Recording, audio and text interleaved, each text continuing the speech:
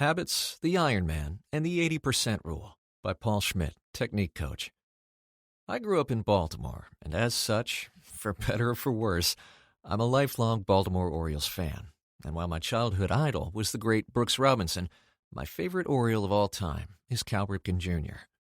Even non-baseball fans probably know the name.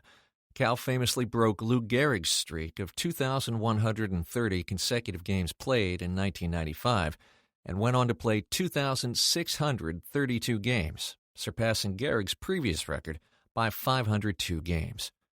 Years ago, I read an interview with Cal where he said something to the effect of, and I'm paraphrasing here, when you play 162 games in a season, you can't go 100% all the time. It's a marathon, and you got to learn how to pace yourself. You got to know when to step it up and when not to. Cal also talked about pushing through the rough times. At one point in his career, during the streak, he played 52 consecutive games with an excruciating disc herniation in his back. In that span, he hit .292, which for non-baseball fans is to say he played very, very well. People sometimes said I was selfish not to break the streak, Cal said. Whatever my critics said, selfish is not the right word. Selfish is protecting yourself. That's the opposite of pushing through when your team needs you to play. Cal's legacy is showing up every day, putting in the work, never missing a practice, being there for his teammates. Cal's a big inspiration for me in my life and voiceover career. I have a tendency to work too hard and too much, and Cal's words about a marathon and pacing yourself keep me in check.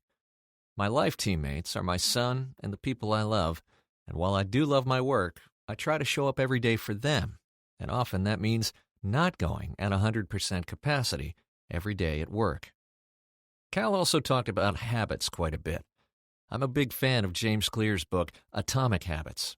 I've learned over the years, and through my business, that goals are great, but habits, behaviors performed regularly and consistently over time, are the linchpin to success.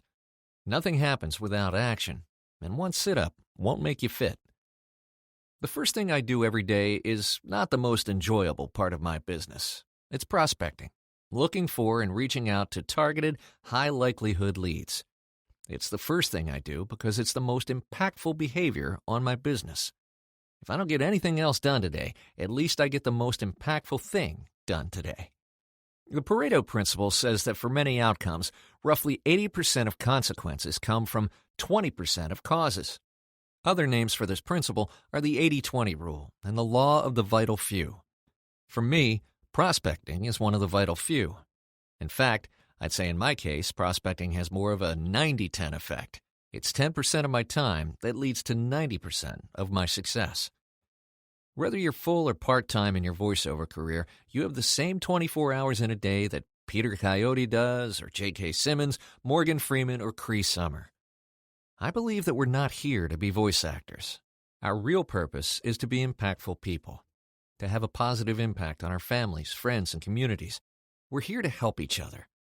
As Ram Dass famously quoted the Sufi poet Rumi, we're all just walking each other home. Being successful in what we do means showing up every day, never missing a practice, putting in the work, getting proper sleep, having a healthy diet so you can take care of your instrument, and pacing yourself. These are a few keys to making your 24 hours count for yourself and your teammates. Here's to showing up.